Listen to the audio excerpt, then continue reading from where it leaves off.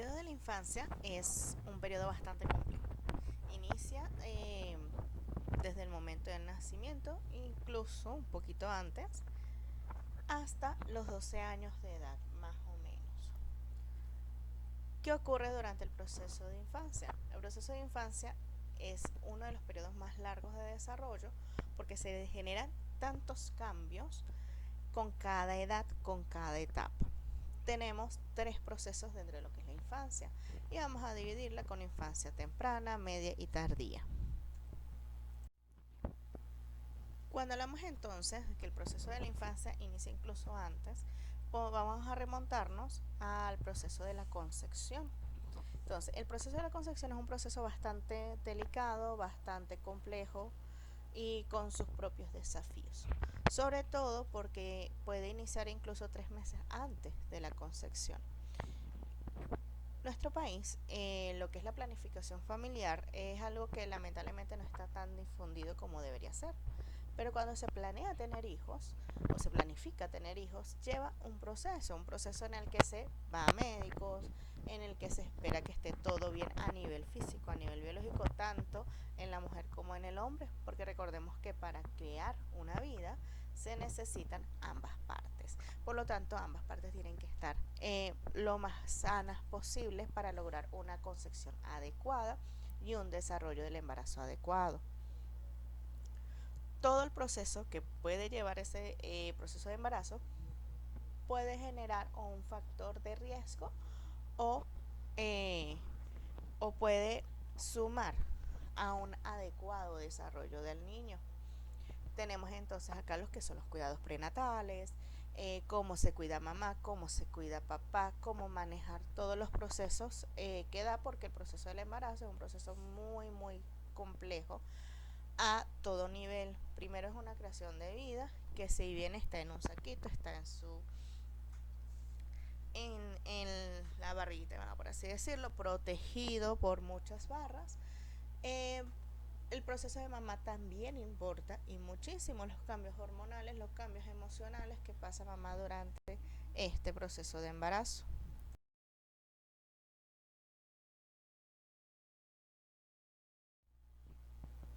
Uno de los puntos más importantes del desarrollo es a nivel cerebral. Nuestro sistema nervioso, todo lo que es nuestro cerebro o lo que conforma el cerebro, es lo que nos va a dar ese proceso de vida, porque sí, nosotros nacemos con nuestras estructuras listas. Durante el proceso de gestación, este cerebro se va desarrollando, o todo lo que es el encéfalo, viene siendo cerebro, cerebelo, tallo cerebral, y se divide en varios sistemas, y cada sistema tiene una función específica para nuestra vida. Uno de los pasos más importantes que se desarrolla a nivel neurológico es porque de acá depende todo el funcionamiento de nuestro cuerpo, porque sí, nosotros tenemos pulmones, tenemos riñones, tenemos una serie de órganos muy individuales, por así decirlo, pero que su función y su adecuado trabajo depende del cerebro. Nuestro cerebro manda la señal para que nosotros podamos respirar. Nuestro cerebro manda la señal para que nosotros podamos reconocer cuando queremos ir al baño, cuando tenemos hambre. Nuestro cerebro depende todo.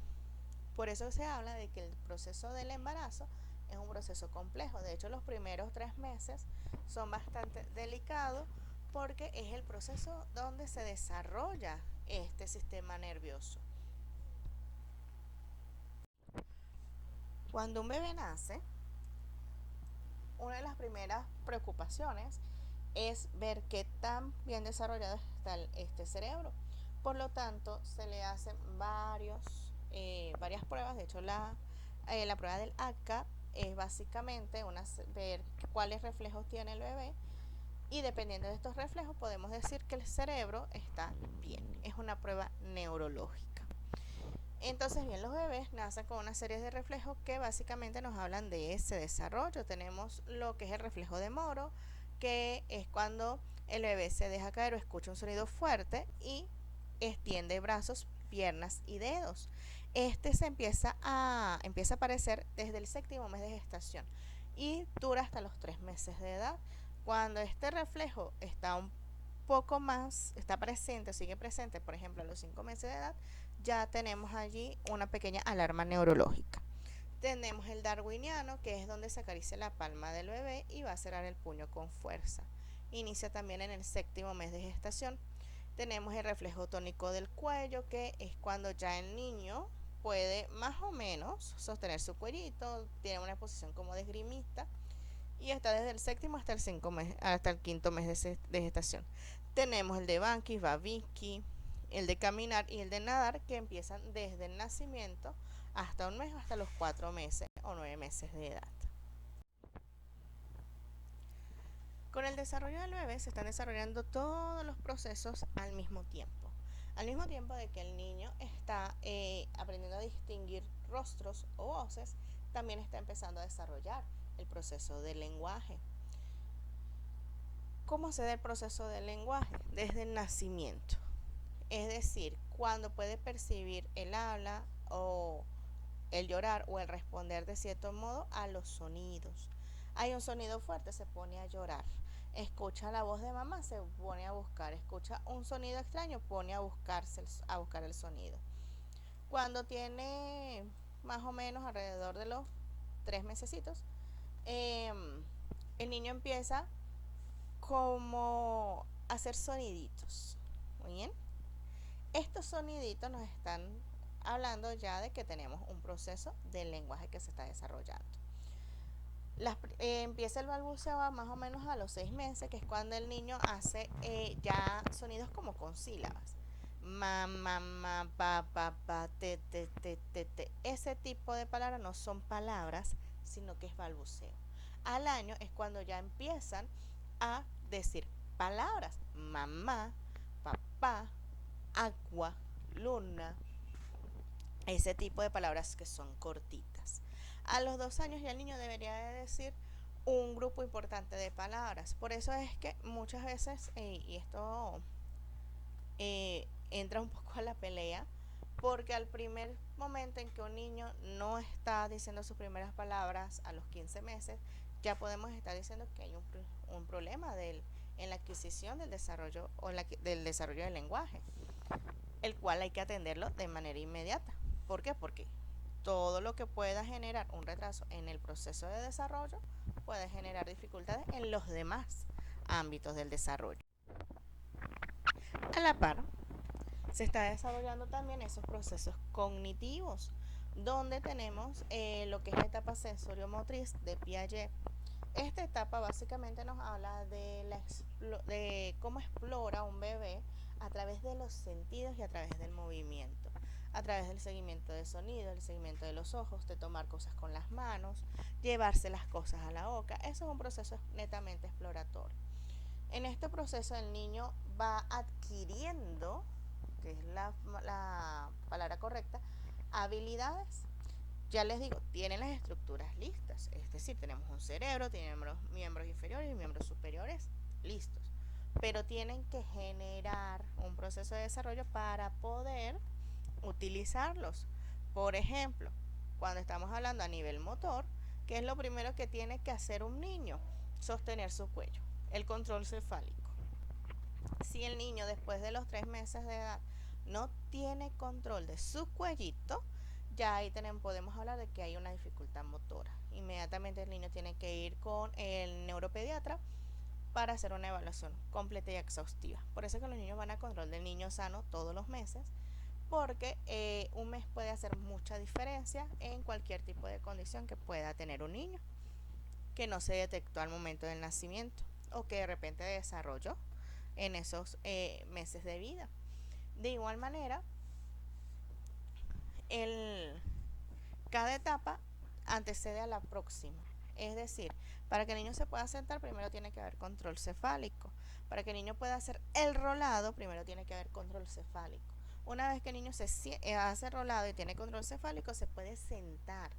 Puede permanecer sentado sin apoyo, más o menos alrededor de a partir de los 6 meses. Entonces el niño empieza a buscar la posición de gateo alrededor de 8 o 9 meses. Empieza a gatear. Lo primordial antes de comenzar a caminar, Los niños no deberían de saltarse etapas. Como cultura nosotros tenemos la costumbre de que los niños mientras más temprano hagan las cosas mejor. Pero resulta que hay un proceso de desarrollo que no podemos negar. Por ejemplo, que un niño camine al año o antes del año es una marcha muy prematura. Puede traer consecuencias a nivel de columna y a otros procesos del desarrollo. Que el niño no gatee también puede traer consecuencias. Que por ejemplo, vamos a suponer tenemos un niño 15 meses, una marcha activa pero camina de puntitas, hay que revisar. De igual manera, los niños van cada uno por su proceso. Los niños tienden a desarrollar un poco más el equilibrio para poder generar su marcha, para poder caminar, para poder caminar de manera independiente, tomar objetos, correr. Todo eso necesita un proceso y se está dando a la par de todos los demás. Por eso es que los niños exploran, los niños tocan cosas, toman cosas. Se lo llevan a la boca, ¿por qué? Porque recordemos que el primer contacto con el mundo es a través de la boca, bien sea a través de la lactancia materna o a través de la alimentación con fórmula. Entonces, todos estos procesos de la segunda infancia es más o menos hasta los 2 años, 36 meses de edad. Ahora, ¿hay diferencias entre niños y niñas? No tanto. ¿Hay diferencias de género? No tanto. Más que todo, estas diferencias pueden ser a nivel psicosocial, es decir, cómo las personas tratan al infante. En cuanto al proceso, por ejemplo, de lactancia, es un proceso bastante beneficioso, sin embargo, por supuesto, se entiende que no todas las madres pueden lactar a sus hijos, pero sí es uno de los procesos más adecuados para el desarrollo del bebé.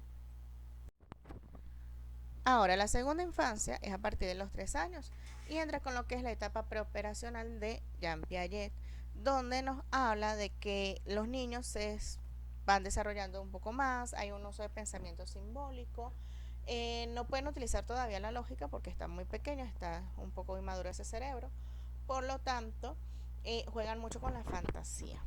¿Okay? Todavía acá los niños no comprenden, por ejemplo, algo que pudiera ser sencillo como que, por ejemplo, mamá y papá son pareja. No, para ellos mamá y papá son mamá y papá. Más nada, esa es la única relación que hay. De hecho, para ellos es difícil empezar a entender, por ejemplo, de que su tía sea la hermana de su mamá o que su abuela sea la mamá de su papá. Son cosas o son conceptos que todavía no están integrados al niño, tienen mucho que ver con ese proceso del lenguaje también. Aquí viene lo que es la función simbólica, que es la capacidad de representaciones mentales, bien sea a través de palabras, números o imágenes, a la que el niño ha asignado algún significado. Y tenemos el juego simulado o el juego simbólico, donde involucra personas o situaciones imaginarias.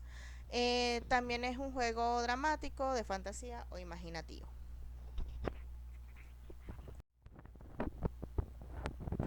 Entonces, dentro del uso simbólico tenemos que, por ejemplo, un niño puede no requerir contacto con un objeto o persona o evento para pensar en él. Algo muy distinto, por ejemplo, a un niño de 1 año, que si, por ejemplo, mamá no está o se va a la cocina, el niño piensa que mamá desapareció. En estos casos, saben que, por ejemplo, mamá no está porque está en la cocina. Ya hay una representación. Igualmente acá los niños pueden empezar a la comprensión con las identidades, pueden entender un poco más las cosas, por lo menos Antonio sabe que su maestro está vestido de pirata, pero que sigue siendo su maestro bajo el disfraz. Ya hay esa comprensión. Igualmente el niño empieza a entender un poco más de todo. Claro, por ejemplo, a la edad de 3 años, los niños la única diferencia que saben entre niño y niña es que las niñas, por ejemplo, las peinan con colitas y al no. Eso es toda la diferencia de género que saben allí. Tenemos la comprensión de los números, ya los niños pueden empezar a contar, 1, 2, 3, que empiezan con los deditos. Y tenemos lo que es la teoría de la mente. Básicamente los niños se concientizan más de la actividad mental y del funcionamiento de la mente. Por ejemplo, Blanca quiere conservar algunas galletas para sí misma, de modo que las esconde de su hermano en la caja de pasta. Sabe que sus galletas estarán seguras porque su hermano nunca las buscará en un lugar donde no espera que se encuentre. Ya hay un poco más de razonamiento. ¿Qué no puede hacer un niño todavía? Centración, la incapacidad para descentrar. Es decir, los niños se enfocan en un aspecto de la situación e ignoran a otros. Los niños no logran comprender todavía que algunas operaciones o acciones pueden revertirse.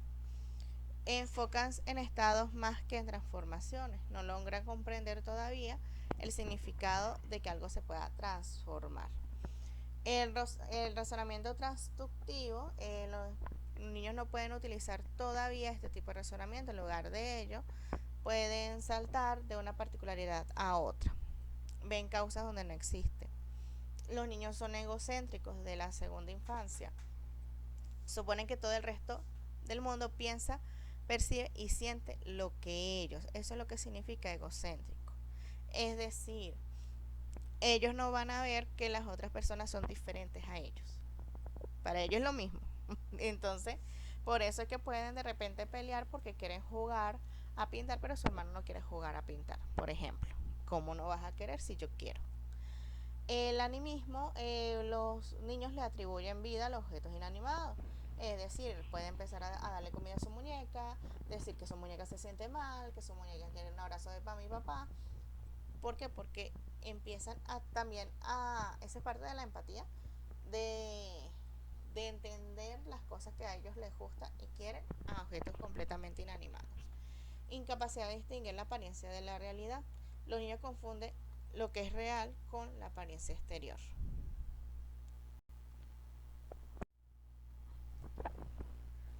Ahora, ¿qué entienden los niños, por ejemplo, a nivel numérico? Porque es que todo esto se da al mismo tiempo. Los niños pueden contar bien sea con sus deditos o bien sean las cosas. Uno, dos, tres, muchas veces hasta 10. Ya el conocimiento de los números se basa en, por ejemplo, decirlo o incluso reconocerlo, reconocer la figura del número. Pueden pensar entre las cosas dependiendo del tamaño. Las cosas pequeñas con las cosas pequeñas y las cosas grandes con las cosas grandes. Pueden seguir patrones numéricos.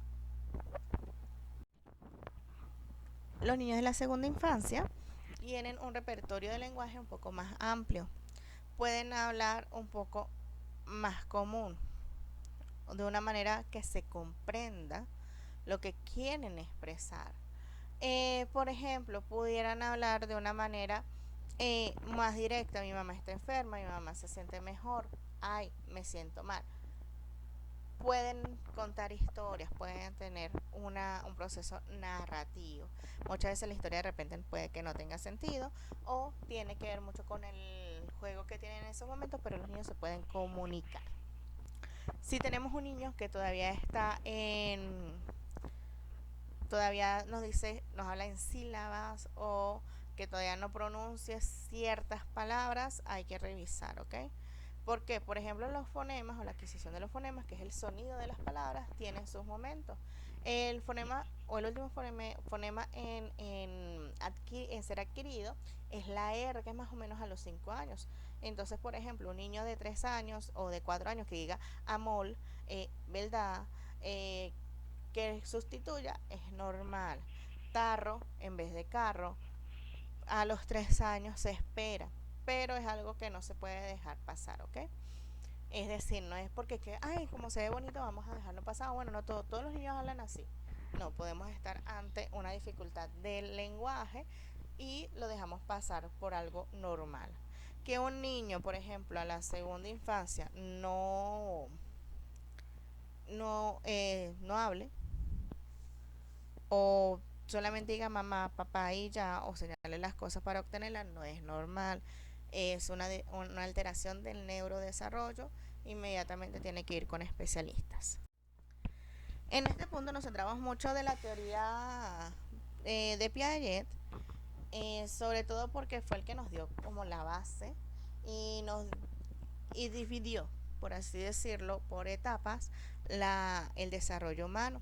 Pero también tenemos unos términos neopiagetianos, es decir, personas que siguieron con estas teorías, donde tenemos de que, por ejemplo, la primera etapa en el desarrollo de la autodefinición en la que los niños se describen a sí mismos en términos individuales.